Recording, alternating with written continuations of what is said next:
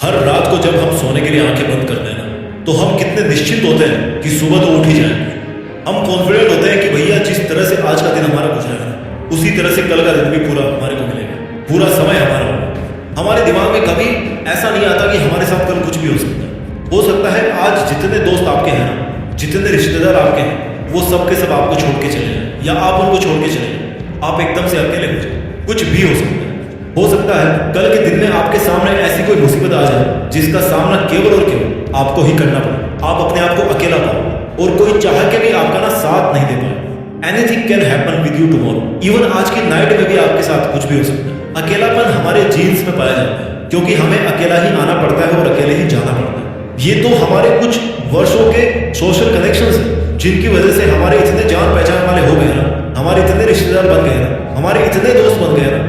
जहां हम काम करते हैं वहां पर हमारे बहुत सारे कोवर्कर्स साथी बन गए हैं। ये सब के सब जो दुनियादारी वाले रिश्ते हैं ना, वो हम सब इंसान बनाते हैं, हमारे खुद के द्वारा बनाए गए। We are the only who create the relations, only we make the friends. This is our choice, this is our decision कि हमें किसके साथ समय बिताना है और किसके साथ में समय नहीं बिताना। क्या इस दुनिया में हमारा किसी के साथ जुड़े रहना जरूरी है जिंदगी जीने के लिए, अपने गोल्स को प्राप्त करने के लिए? The simple answer is no.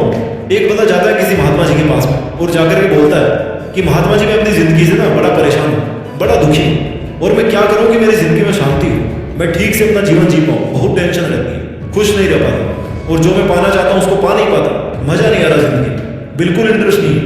Mahatma ji ने काफी देर तक आंखें बंद रखने के बाद में एक लंबी सांस ली और दुखी चेहरे से बोले कि बेटा कोई बात नहीं, अब जैसे जिंदगी जीते आए हो ना वैसे ही जीते रहे, क्योंकि तुम केवल 10 दिन ही जिंदा बचोगे, तुम्हारी लाइफ इतनी ही बची। भैया वो जो बंदा आया था ना, उसके पैरों तले जमीन खिसक गई, और खिसके भी क्यों ना, आपको कोई एकदम से बोल दे कि भैया 10 दिन बाद तुम मरने वाला हो। उस बंदे के मन में आया कि यार इससे अच्छा तो मैं आता ही नहीं बाबा जी के पास में, कम से कम ये 10 दिन तो और जी लेता हूँ। अब उसको पता लग गया कि भैया उसके पास में केवल 10 दिन बचे हैं, तो उसके दिन और ज्यादा मुश्किल से बीतने वाले थे। He was thinking like that. वो बिना कुछ बोले बाबा जी से उठ करके जाने लगा, तो महात्मा जी ने बोला कि सुनो, 10 दिन बाद तो तुम्हें वैसे ही मरना है, इसलिए तुम 10 दिन होते ही मेरे पास में आ जाना, क्योंकि इस दुनिया में तो तुम्हें शांति नहीं मिली, लेकिन जहां भी तुम परलोक में जाओगे मरने के बाद, वहां पर मैं तुम्हें शांति दिला दूंगा, इतनी पूरी गारंटी है, मोक्ष दिला दूंगा तुम्हें। ठीक है महात्मा जी। आदमी ने दुखी मन से बिना महात्मा जी की ओर देखे ऐसा बोल करके अपने कदम वापस अपने घर की तरफ बढ़ा लिए। कुछ समय तक तो वो बहुत ज्यादा दुखी रहा, उसको समझ नहीं आया कि यार क्या करूं क्या नहीं करूं, किसको बताऊं, कहां जाऊं। लेकिन उसके बाद में जो उसका हर चीज को देखने का नजरिया था ना, वो बदल गया। उसने केवल उन कामों पर फोकस किया जो वास्तव में उसके लिए जरूरी थे।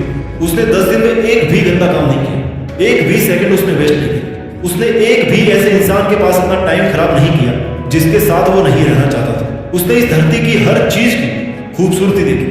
पेड़ कितने हरे हैं, बच्चे खेलते हुए कितने अच्छे लगते हैं, चांद कितना खूबसूरत, पक्षियों की आवाज कितनी मधुर है, शाम की सुनहरी रोशनी में कितना सुकून है, हवा कितनी अच्छी महसूस होती है। उसने हर उस छोटी से छोटी चीज को महसूस किया जो आज तक उसने कभी नहीं किया, क्योंकि उससे वो सब चीजें ना, वो सब फीलिंग्स, वो सब नज़ारे दूर होने वाले। और जब कोई चीज हमसे दूर होती है ना, हमेशा के लिए हो, तो हमें उसकी अहमियत तभी पता पड़ती है, क्योंकि हमें कभी रियलाइज नहीं होती कि उसके बिना हम कभी रह सकते या कभी वो चीज हमसे दूर भी चली जाए। उसने हर एक पल बिना किसी टेंशन के बहुत ज्यादा सुकून के साथ में निकाला। उसको फर्क नहीं पड़ रहा था कि उसके पास में पैसे कम थे, कार नहीं थी, उसको कोई फर्क नहीं पड़ रहा था कि वो किराए के छोटे से मकान में रह रहा था, उसको कोई फर्क नहीं पड़ रहा था कि कौन उसके बारे में क्या बोल रहा है, क्या सोच रहा है, कितनी बुराई कर रहा है, कौन उसकी बड़ाई कर रहा है, कौन उसको गाली दे रहा है, कौन उससे प्यार कर रहा है। वो इन सब चीजों से परे उठ चुका। केवल एक सच्चाई को इतना करीब से जानने के बाद में उसकी जिंदगी पूरी तरह से 10 दिन के लिए बदल चुकी थी। उसने अपनी जिंदगी के वो जो 10 दिन थे ना, वो इस तरह से जिए मानो वो पूरी जिंदगी इस तरह से नहीं जी पा रहा। 10 दिन होते वो अपने घर वालों को बिना कुछ बोले उसी शांत मन से महात्मा जी के पास पहुंच गए, क्योंकि उसका अपने घर वालों से भी मोह इसलिए उठ गया था कि भैया ये लोग भी है ना, वो भी किसी ना किसी दिन जाएंगे, और वैसे भी मुझे बिना बताए जाना ही था, तो चलते हैं, क्या फायदा बताने का, कम से कम कुछ घंटे और चैन से जी लेंगे, एक ना एक दिन तो इनको भी वैसे ही जाना है। और उसने पैसों वगैरह की सब व्यवस्था कर दी थी, इसलिए अब उसको कोई भी टेंशन नहीं। उसने वो मिनिमम से मिनिमम काम किए जो जरूरी थे, और अपने आप को हर अटैचमेंट से दूर रखा। बाबा जी ने उसके पहुंचते ही पूछा कि आगे बेटा? हाँ बाबा जी। उस आदमी ने नजरें उठाकर एक मुस्कान के साथ बाबा जी को जवाब दिया, डर तो नहीं लग रहा तुम्हें कि आज तुम्हारा आखिरी दिन है जीवन? नहीं बाबा जी, मुझे बिल्कुल डर नहीं लगा। क्यों भाई? तुम्हारे तो बहुत सारी प्रॉब्लम थी 10 दिन पहले कि बाबा जी मेरी इतनी समस्या है, मैं क्या करूं, जी नहीं पा रहा हूँ। बाबा जी ने एक तिरछी मुस्कान के साथ पूछा। इस बात पर उस बंदे ने जवाब दिया कि बाबा जी, मैं अब इस संसार की हर चीज से मुक्त हो गया और मेरा ध्यान केवल और केवल इसी पर है कि अगर मुझे मरना ही है तो फिर मुझे फालतू के लफ्जों के बारे में सोच सोच कर टेंशन लेने की क्या जरूरत है, क्योंकि जो सबसे बड़ा मरना है वो तो मौत ही है।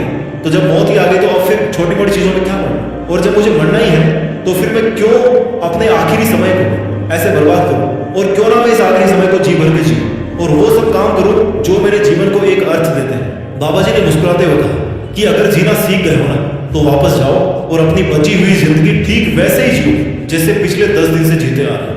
मैंने तुमसे झूठ बोला था कि तुम 10 दिन बाद मरने वाले, क्योंकि मेरे पास तुम्हें जिंदगी का मतलब समझाने के लिए इससे बेहतर तरीका और कोई हो ही नहीं सकता। जाओ और बिना किसी फिक्र के बारे में सोचे अपनी जिंदगी फिर से जीना स्टार्ट करो। उस बंदे की आंखों में आंसू कि केवल इतनी सी सोच की वजह से कि मेरी मौत होना निश्चित है, केवल इस विचार को सोचने मात्र से मेरी जिंदगी बदल गई। हालांकि उसको अफसोस भी हो रहा था कि काश अगर वो इस बात को बहुत पहले समझ गया था तो वो जिंदगी कितना और ज्यादा जी लेता। बट थैंक गॉड कि अब भी उसके पास में जिंदगी बची थी जीने के लिए, लेकिन वो बहुत आगे की सोचे बिना केवल आज की लाइफ जीने में यकीन रखेगा। काश हमें बचपन में ये चीज सिखाई जाती कि हम इस बात को कभी ना भूलें कि हमारी मौत होना निश्चित है। काश इस मंत्र को हम हमेशा याद रख दें कि जब हमारी लाइफ की वैलिडिटी अनलिमिटेड नहीं है तो फिर हमारी समस्याओं की वैलिडिटी अनलिमिटेड कैसे हो सकती है। हमारी सोच फालतू में इतनी अनलिमिटेड क्यों हो सकती है कि मैं अब मैं क्या करूं, कहां फंस गया। यार problem is just little part of your life and the life duration is very very very very small part, very small part on the time scale of universe.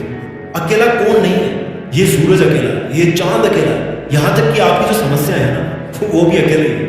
अरे ऐसे सोचिए कि जो समस्याएं आपकी लाइफ में आई है वो इतनी अकेली थी कि उनको किसी को अपनाना पड़ा अपनी जिंदगी बिताने के लिए, अपना जीवन निकालने के लिए। हर कोई अकेला, अकेले सब अकेले आए थे और अकेले जाना पड़ता है। अपनी जिंदगी की धुन को खुद ही बजाना पड़ता है। और ये जो मुश्किलों का और अकेलेपन का ताना बाना है ये केवल हमारा नजरिया है, नजरिए के अलावा और कुछ नहीं। इस दुनिया में कोई एक कण ऐसा दिखा दो जो अकेला नहीं। हर एक कण का अपना एक अलग अस्तित्व है, अपनी एक अलग पहचान है। और जब कण कण अलग होते हैं तो इंसान तो बहुत सारे कणों से मिलकर के बना है। उसकी जिंदगी में बहुत सारी चीजें आना लाजमी है और उसका अकेला होना भी लाजमी है। समय बहुत तेज और जिंदगी बहुत छोटी है, लेकिन कुछ करना चाहो तो उसके लिए जिंदगी से बेहतर कोई और मौका नहीं हो सकता। इंसानी जीवन में पैदा होना एक प्रिविलेज के साथ में पैदा होने के बराबर है, बिकॉज हमारे पास में सोचने की ताकत है, अपने विचारों को व्यक्त करने की ताकत, अपनी जिंदगी को सुधारने की ताकत, वो पावर है हमें इंसानों को। हमारे पास में उन 84 लाख जीव जंतुओं की प्रजातियों की तुलना में ऐसा कुछ है जो उनमें नहीं। हमारे में इंटेलेक्चुअल है, विल पावर है, डिसिप्लिन है। और सबसे खास बात कि हमें ये सब समझ में भी आता है कि ये सही और ये गलत है। बहुत सारी खूबियां हैं जो केवल और केवल इंसान होने के बाद ही आपको मिलती है। अगर आप अपनी जिंदगी में बहुत अकेलापन महसूस कर रहे हो तो इस बात को अच्छी तरह से याद रखिए कि काफिले अक्सर उनके पीछे ही होते हैं जिनके घुटनों में अकेले दौड़ने की ताकत होती है, अकेले चलने की ताकत होती है, और मुश्किल से मुश्किल घड़ी में भी ना अकेले ही अपने घुटनों से रेंगने की आदत होती है। अपना ख्याल रखिए, आगे बढ़ते रहिए, अकेले रहकर भी देश में अपना नहीं बल्कि दुनिया में देश का नाम कीजिए। जय हिंद, वंदे मातरम।